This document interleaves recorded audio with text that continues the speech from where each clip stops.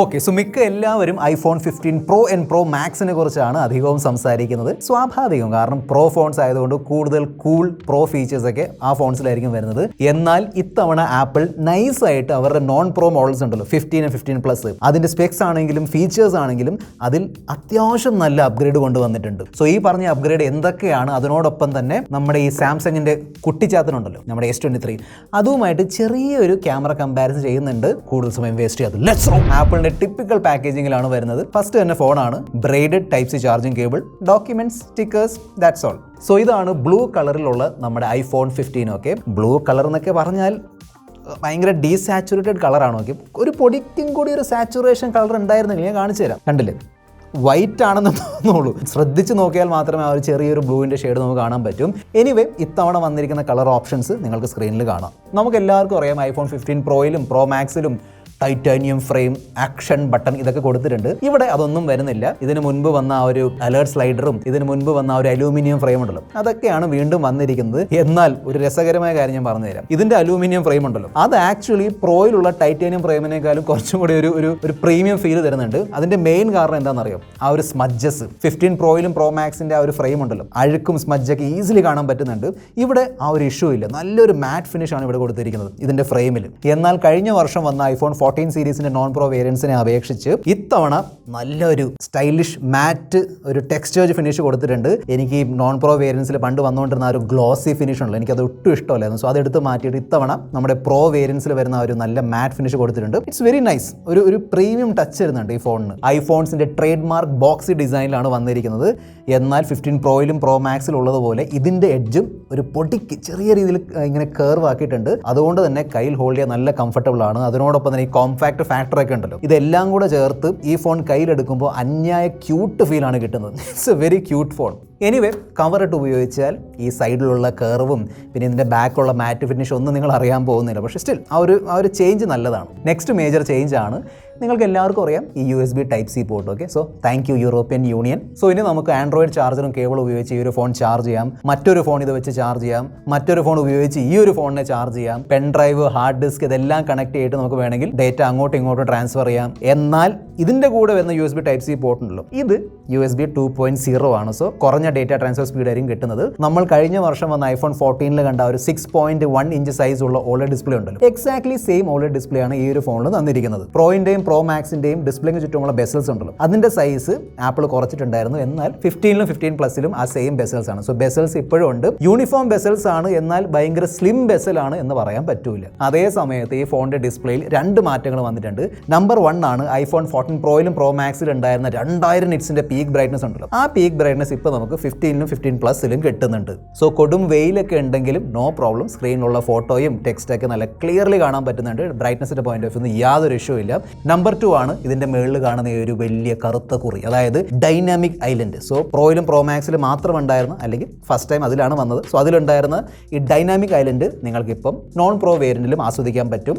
Enjoy. പക്ഷേ ഞാൻ enjoy ചെയ്യാത്തൊരു ഫീച്ചറാണ് ഇതിന്റെ 60 ഹെർട്സ്. ഒരു കാര്യം ഞാൻ വളരെ ഫ്രാങ്ക്ലി പറഞ്ഞുതരാം. ഓക്കെ, എനിക്ക് 60 ഹെർട്സിൻ്റെ ഈ ഒരു സ്ലോനെസ് ഉണ്ടല്ലോ, അത് ക്ലിയർലി മനസ്സിലാവുന്നുണ്ടായിരുന്നു. ഞാൻ ഫസ്റ്റ് ടൈം ഈ ഫോൺ എടുത്ത് ഇങ്ങനെ അങ്ങോട്ടും ഇങ്ങോട്ടും സ്വൈപ്പ് ചെയ്യുമല്ലോ, സെറ്റിങ്സും കാര്യങ്ങളൊക്കെ, അപ്പോൾ തന്നെ മനസ്സിലാവും ആ സ്ലോനെസ്. കാരണം ഞാനിപ്പം ഈയിടെ മൊത്തം ഉപയോഗിക്കുന്ന 120 ഹെർട്സ് ഡിസ്പ്ലേ ഉള്ള ഫോൺസാണ്. S23 Ultra, S23, Nothing Phone 2, iPhone 14 Pro Max, 15 Pro Max, ഇതെല്ലാം 120 ഹെർട്സ് ഡിസ്പ്ലേ ആയതുകൊണ്ട് എൻ്റെ കണ്ണ് അതിൽ സെറ്റായി. സോ 60 ഹെർട്സ് കാണുമ്പോൾ എനിക്ക് ക്ലിയർലി മനസ്സിലാക്കാൻ പറ്റും. പിന്നെ ചിലർ പറയാറുണ്ട് ആൻഡ്രോയിഡിലുള്ള 120 ഹെർട്സിനേക്കാളും ബെറ്റർ ആണ് ഇതിൻ്റെ 60 ഹെർട്സ്. അങ്ങനെയൊന്നുമില്ല. സോ ഈ പറഞ്ഞ മണ്ടത്തരം വിശ്വസിച്ച് ഇത് വാങ്ങരുത്.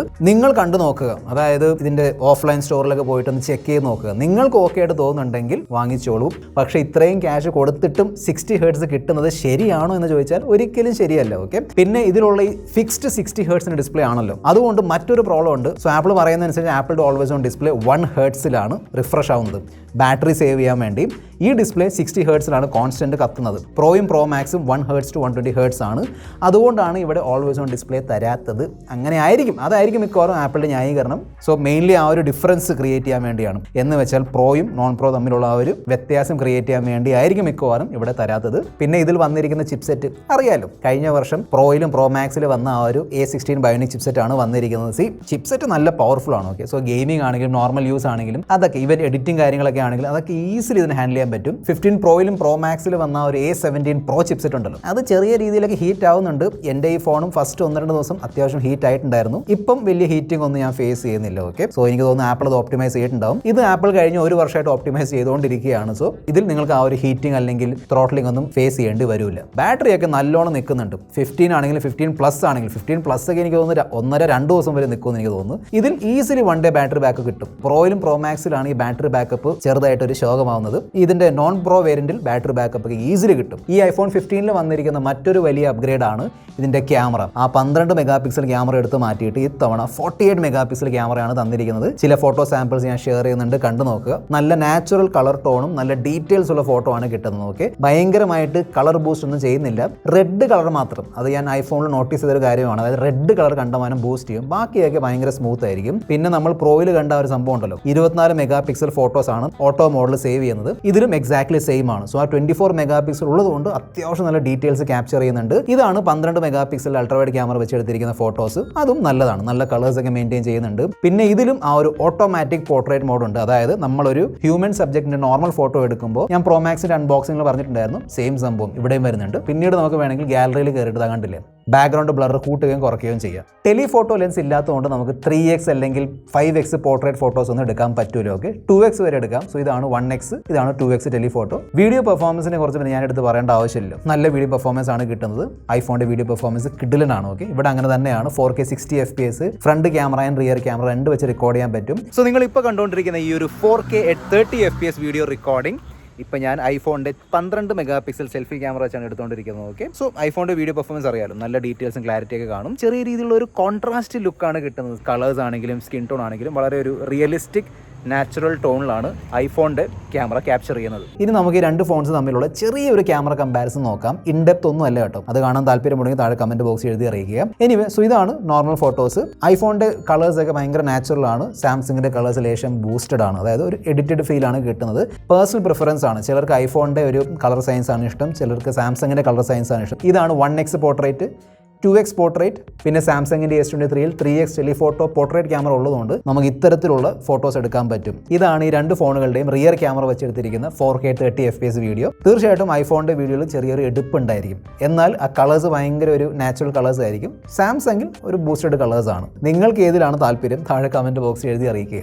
സോ നിങ്ങളിപ്പോൾ കണ്ടുകൊണ്ടിരിക്കുന്ന ഈ ഒരു സെൽഫി വീഡിയോ റെക്കോർഡിംഗ് ലെഫ്റ്റ് സൈഡിലുള്ളത് നമ്മുടെ iPhone 15 ആണ്, റൈറ്റ് സൈഡിലുള്ളത് S23 ആണ്. സോ നിങ്ങൾക്ക് ഏതാണ് ഇഷ്ടം അതനുസരിച്ച് സെലക്ട് ചെയ്യാൻ പറ്റും. രണ്ടിലും നല്ല ഡീറ്റെയിൽസ് ഉണ്ട്, ക്ലാരിറ്റി ഒക്കെ ഉണ്ട്. ഓക്കെ, ഡിഫറൻറ്റ് സ്റ്റൈലിലാണ് റെക്കോർഡ് ചെയ്യുന്നത്, അത്രയേ ഉള്ളൂ. അതുപോലെ തന്നെ ഇതാണ് ഈ 2 ഫോൺസിൻ്റെയും സെൽഫി ക്യാമറ വെച്ചെടുത്തിരിക്കുന്ന bokeh video, portrait video. Apple അതിനെ സിനിമാറ്റിക് വീഡിയോ എന്നാണ് വിളിക്കുന്നത്. ഓക്കെ, സോ നമ്മൾ ആ നോർമൽ വീഡിയോയിൽ കണ്ട ഒരു കളർ ടോണൊക്കെ ഉണ്ട്, എക്സാക്ട്ലി ആ സെയിം കളർ ടോണും സ്റ്റൈലാണ് ഈ 2 വീഡിയോസിലും കണ്ടുവരുന്നത്. ഓക്കെ, കഴിഞ്ഞ വർഷം വന്ന iPhone 14 ആക്ച്വലി iPhone 13 ആയിരുന്നു. പുതിയ കളർ ഓപ്ഷനൊക്കെ ഉണ്ടായിരുന്നു, അത്രയേ ഉള്ളൂ. ബാക്കി മേജർ സ്പെസിഫിക്കേഷൻ ഫീച്ചേഴ്സ് ഒക്കെ എക്സാക്ട്ലി സെയിം ആയിരുന്നു. എന്നാൽ ഇത്തവണ ഞാൻ ഇൻട്രോയിൽ പറഞ്ഞ പോലെ തന്നെ iPhone 15 ആക്ച്വലി ഒരു സോളിഡ് അപ്ഗ്രേഡ് ആണ്. ആപ്പിളിൻ്റെ പോയിന്റ് ഓഫ് വ്യൂ നോക്കുകയാണെങ്കിൽ ആപ്പിളിൻ്റെ രീതി അറിയാലോ, ഈ അപ്ഗ്രേഡ് ഒക്കെ ഇങ്ങനെ കുറച്ചായിട്ട് തരുള്ളൂ. ഓക്കെ, എന്നാൽ ഇത്തവണ അത്യാവശ്യം അപ്ഗ്രേഡ് തന്നിട്ടുണ്ട്.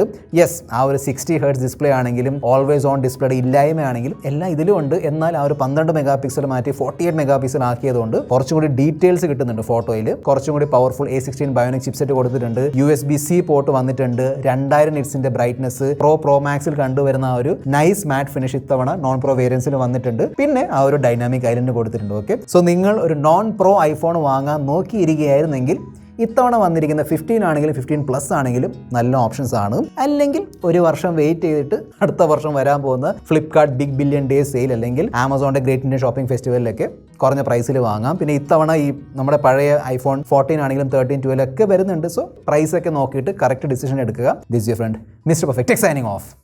Good bye.